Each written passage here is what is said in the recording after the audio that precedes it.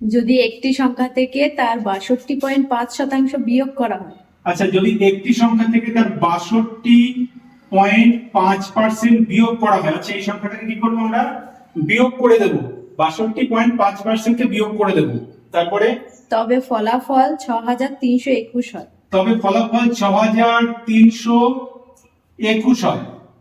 মূল সংখ্যাটি নির্ণয় করো। আচ্ছা, মূল সংখ্যাটি নির্ণয় করো। এই অঙ্কটা আমরা সহজে কিভাবে করতে পারি? এই যে ৬২.৫ কে দেখতে পাচ্ছ, এই ৬২.৫ কে যদি আমরা কোনো সংখ্যা থেকে বিয়োগ করে দিই, তবে সেই সংখ্যাটা ৬৩২১ হয়ে যায়।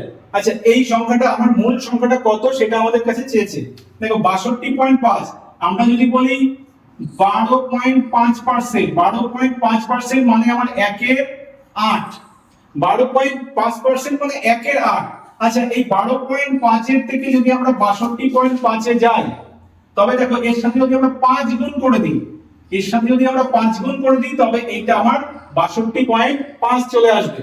তাহলে আমরা এই ফ্র্যাকশনের সাথে কি করতে পারি? ৫ গুণ করতে পারি। তাহলে আমরা বলতে পারি এই ৬২.৫ মানে ৫/৮। বলছে এই ৫/৮, এই ৫/৮ এর বলছে কি এইটা আমার নিচে যেটা থাকবে এটাকে আমরা বলবো মূল সংখ্যা। এই মূল সংখ্যা থেকে এই ৫টাকে যদি আমরা বিয়োগ করে দিই, তবে আমাদের যে সংখ্যাটা, এই যে সংখ্যাটা এখানে আছে যেটা, সেটা আমাদের বেরিয়ে যাবে। আচ্ছা, ৮ থেকে যদি ৫ বিয়োগ করে দিই তাহলে আমাদের কত হবে? ৩ হবে। এই ৩টাকে আমরা কি বলবো? ইউনিট। ৩ ইউনিট।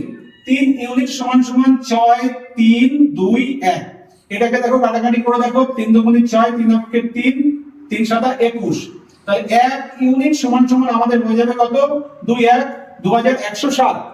আচ্ছা, আমাদের কি বের করতে বলেছে? এই যে আসল যেটা আছে, এই যে ৮ ইউনিট আছে, এই ৮ ইউনিটটা আমাদের বের করতে বলেছে।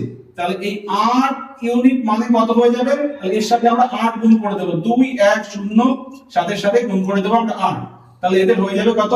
৭ ৮ ৫৬, আর এদিকে থাকছে ৮ অক্ষে ৮, ৮ দুগুণে ১৬। তাহলে আমাদের অ্যানসার কি হয়ে যাবে?